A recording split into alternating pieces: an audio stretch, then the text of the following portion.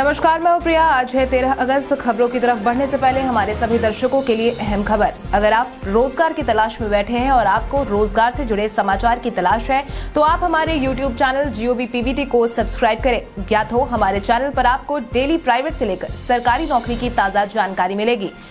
हमारे चैनल को सब्सक्राइब जरूर करें। अब चले बढ़ते हैं सुर्खियों की ओर। बिहार में 11 शहरों के 276 केंद्रों पर आज होगी बीएड और सीईटी की परीक्षा। खतरे के निशान से ऊपर आई गंगा, हुई एनडीआरएफ की तैनाती। बिहार के 2 आईएएस और 10 प्रशासनिक सेवा के अधिकारियों का हुआ तबादला। 15 अगस्त तक बिहार के सभी जिलों के लिए जारी हुआ अलर्ट।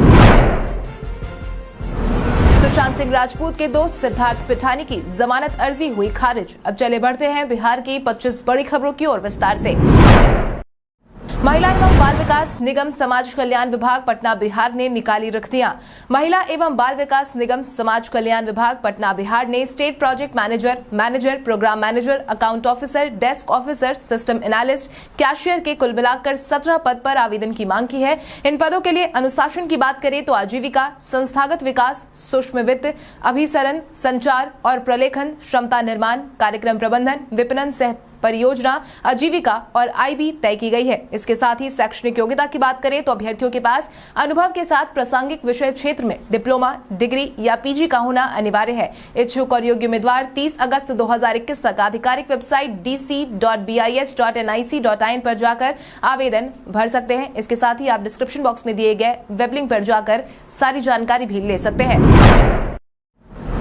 राखी के दिन बिहार की बहनों को बिहार सरकार ने दी बड़ी सौगात। राखी का त्योहार 22 अगस्त को मनाया जाना है। हालांकि राखी के पावन अवसर आने में अभी समय है, लेकिन बिहार सरकार ने बिहार की बहनों के लिए अभी से ही एक अहम घोषणा की है, जिसके तहत बिहार राज्य पथ परिवहन निगम की सिटी सुबस की बसों में महिला मुफ्त में यात्रा कर सकेंगी। राखी के दिन सिटी बस में कितनी भी दूर तक सफर करने के लिए उन्हें किसी तरह का किराया नहीं देना होगा। वहीं दूसरी तरफ बहन भाइयों के लिए राखी के त्योहार को खास बनाने के लिए डाक विभाग भी तत्पर है। यही कारण है कि दूसरे राज्य या देश में रहने वाले भाई बहनों की राखी समय पर पहुंचे, इसकी जिम्मेदारी विभाग ने उठा ली है।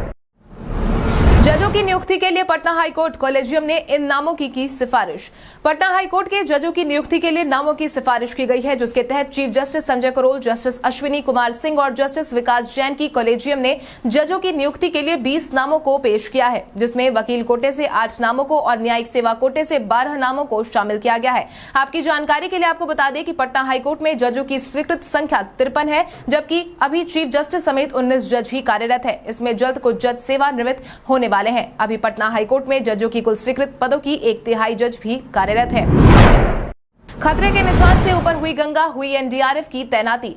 बिहार के कई जिले बाढ़ की चपेट में आ गए हैं। वहीं अब तो बाढ़ का खतरा बिहार की राजधानी पटना पर भी मंडराने लगा है। इसका अंदाजा आप इसी बात से लगा सकते हैं कि गंगा नदी में आए उफान से दानापुर दियारे की 6 पंचायतों के दर्जनों गांव में बाढ़ का पानी घुस गया है। वहीं अब मुख्यमंत्री नीतीश कुमार के निरीक्षण के बाद आपदा प्रबंधन विभाग ने एनडीआरएफ की 14 और एसडीआरएफ की 14 टीमों की तैनाती कर दी है, जिसके तहत एनडीआरएफ की टीम वैशाली में 2, सारण में 2, बक्सर में 2, बख्तियारपुर में 2, मुंगेर में 2, दीदारगंज में 2, दीघा में 2 टीमों को तैनात किया गया है। दूसरी तरफ एसडीआरएफ की भी टीम तैनात की गई है। इसके साथ ही भोजपुर, मुंगेर, बख्तियारपुर सहित अन्य इलाकों में तैनात टीमों को 24 घंटे सतर्क रहने का निर्देश तो दिया गया ही है। साथ ही साथ बाढ़ प्रभावित इलाकों में नाव के माध्यम से मेडिकल टीम को भी तैनात कर दिया गया है।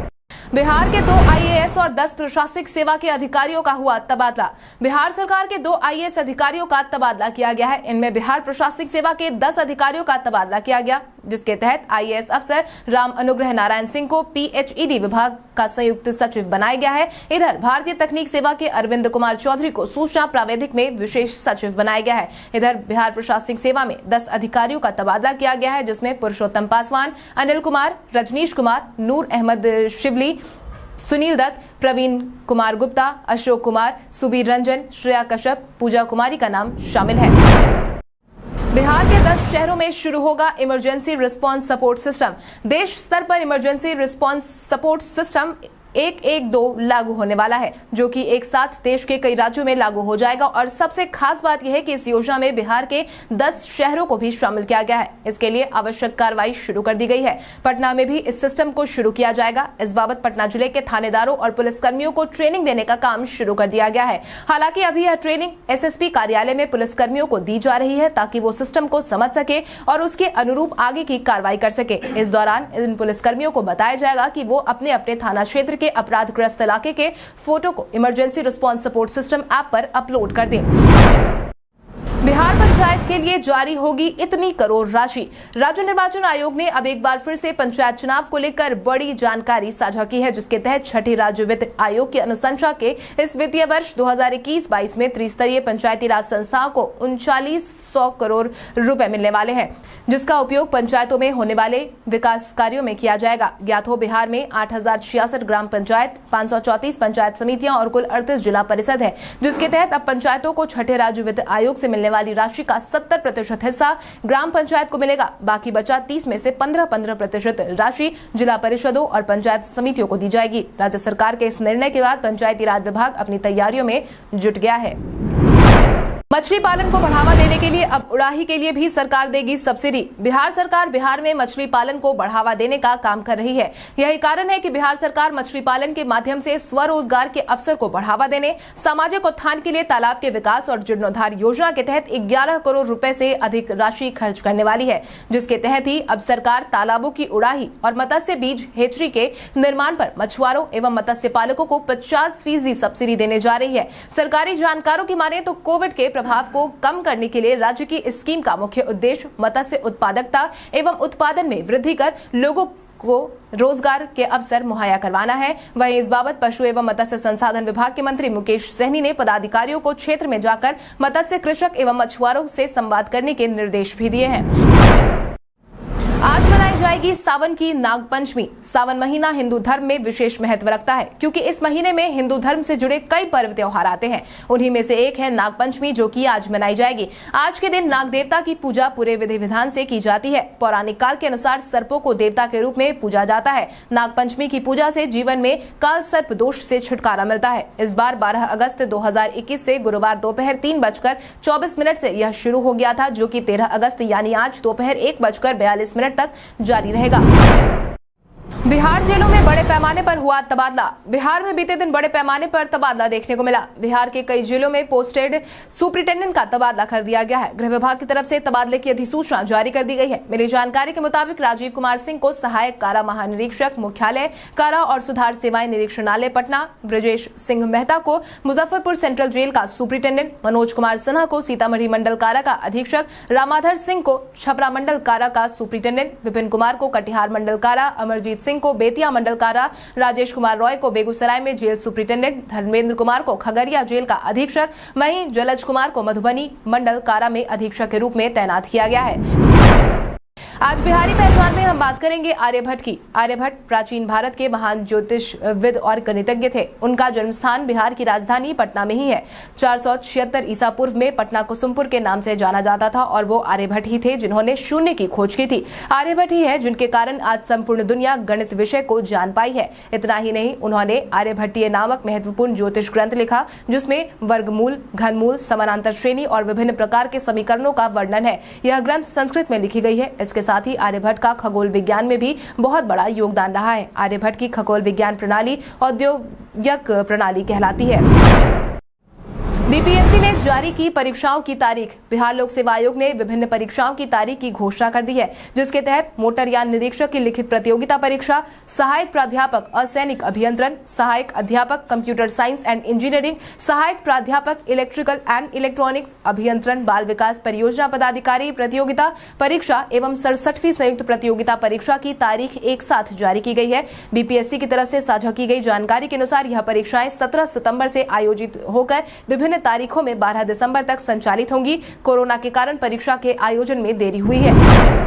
सैनिकों के नाम अब चिट्ठी और राखी भेज सकेंगी बहनें। राखी का त्योहार जल्द ही आने वाला है। हालांकि राखी के इस मौके पर जहां एक तरफ भाई बहन इस त्योहार को धूमधाम से मनाएंगे, ऐसे में नवादा डाक विभाग की पहल से सरहद पर तैनात सैनिक को भी राखी भेजी जाएगी। इसको लेकर नवादा जिले में डाक विभाग द्वारा विशेष अभियान चलाया जा रहा है, जिसके तहत सेना के जवानों की कलाई सूनी ना रहे, इसके लिए विभाग ने जिला सहित देशवासियों से अपील की है कि घर घर से जवानों के लिए राखी के साथ संदेश भेजें, जिससे उनका आत्मबल बना रहे, प्रोत्साहन मिले और वो भी देश सेवा में लगे हुए त्योहार को मना सके। इसके लिए डाक विभाग ने 15 रुपए दर तय की है, यानी कि अब मात्र 15 रुपए में सरहद पर तैनात जवानों को राखी भेजी जा सकती है। बिहार में कोविड-19 के मिले 50 से कम मामले। स्वास्थ्य विभाग की तरफ से मिली जानकारी के अनुसार बिहार में बीते दिन के पिछले 24 घंटे में कुल मिलाकर 43 मामलों की पुष्टि हुई है, जिसके बाद बिहार में एक्टिव मरीजों की संख्या 272 पर पहुंच गई है। इसके साथ ही अगर हम प्रभावित जिलों की बात करें तो अररिया में 2, औरंगाबाद में 1, बांका में 1, बेगूसराय में 1, भागलपुर में 1, भोजपुर में 1, दरभंगा में 1, जमुई में 1, जहानाबाद में 1, कटिहार में 5, खगड़िया में 1, किशनगंज में 1, लखीसराय में 1, मधेपुरा में 2, मधुबनी में 6, पटना में 4, पूर्णिया में 4, रोहतास में 1, सहरसा में 1, समस्तीपुर में 3, सीतामढ़ी में 3, सिवान में 1 मामले की पुष्टि हुई है। इसके साथ ही अरवल, बक्सर, ईस्ट चंपारण, गया, गोपालगंज, कैमूर, मुंगेर, मुजफ्फरपुर, नालंदा, नवादा, सारण, शेखपुरा, शिवहर, सुपौल, वैशाली, वेस्ट चंपारण में 1 भी मामले की पुष्टि नहीं हुई है। इसके साथ ही बीते दिन के पिछले 24 घंटे में कुल मिलाकर 1,51,482 सैंपल की जांच की गई है। वहीं 47 मरीज ठीक होकर घर वापस लौटे हैं।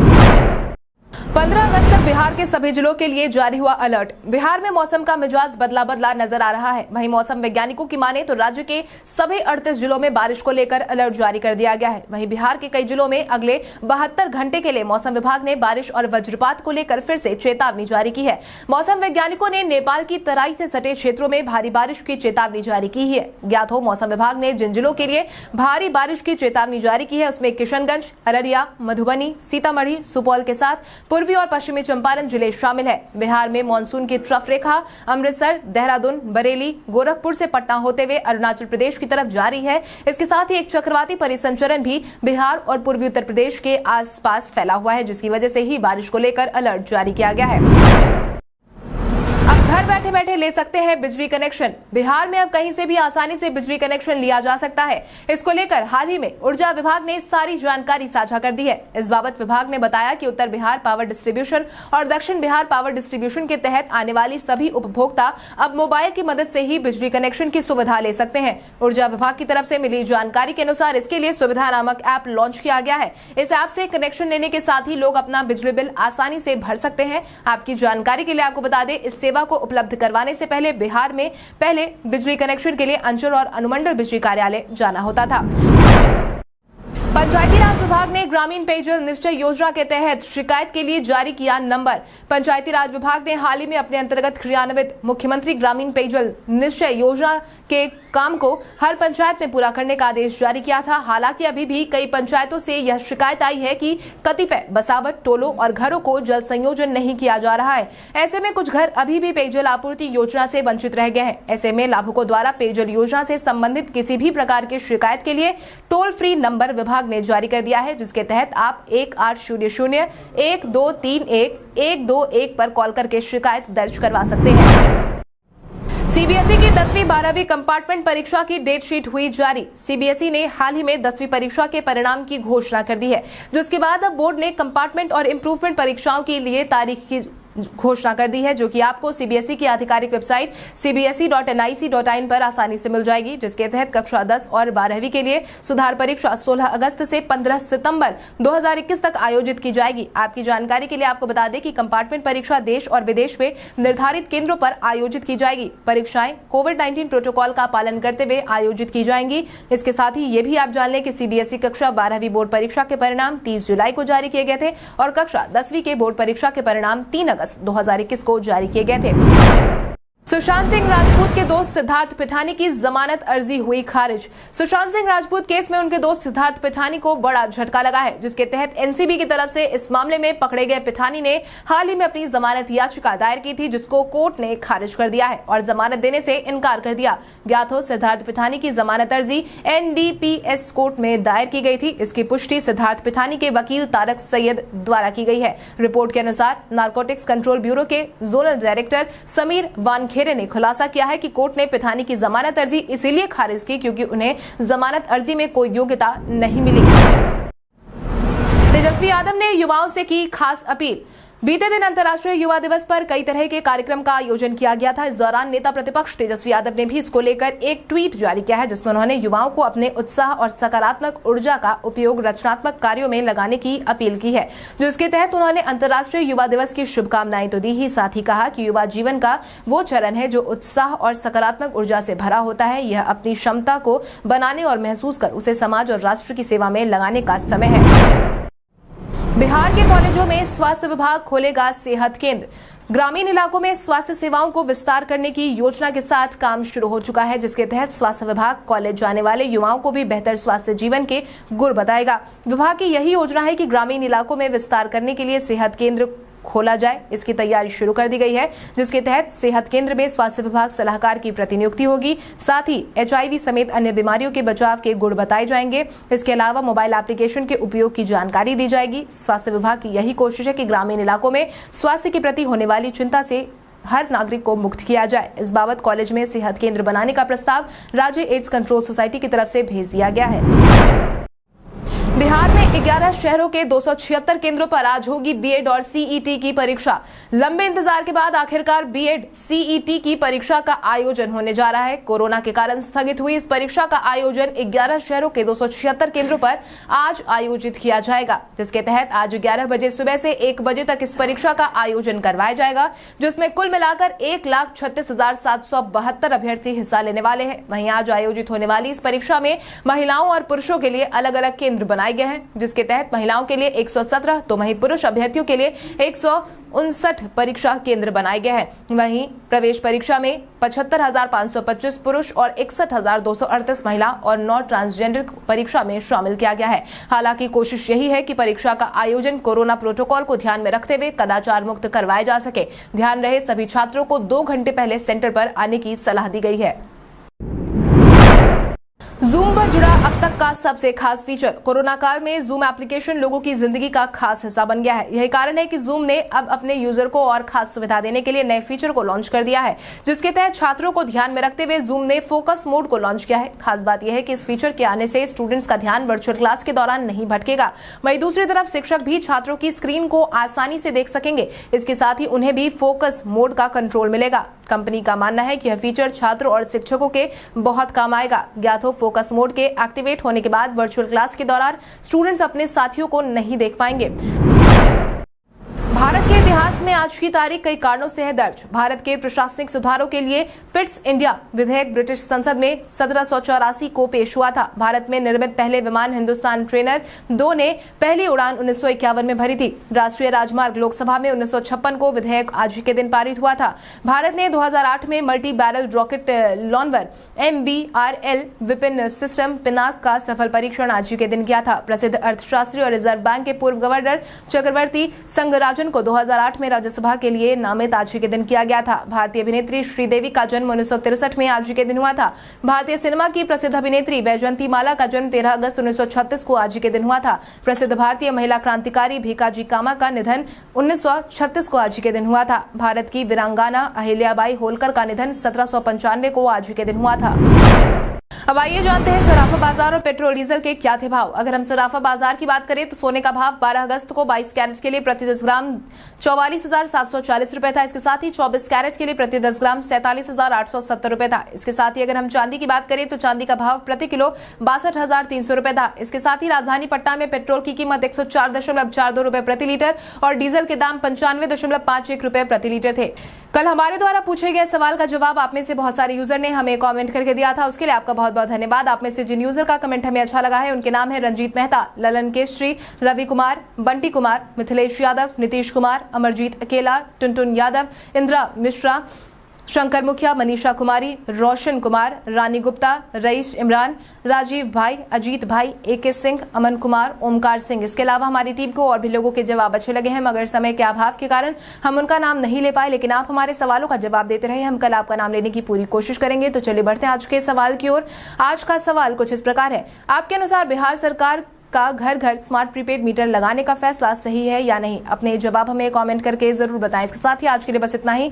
बिहार की बड़ी खबरों से अपडेटेड रहने के लिए हमारे YouTube चैनल को सब्सक्राइब करें और बेल आइकॉन दबाना ना भूलें। धन्यवाद।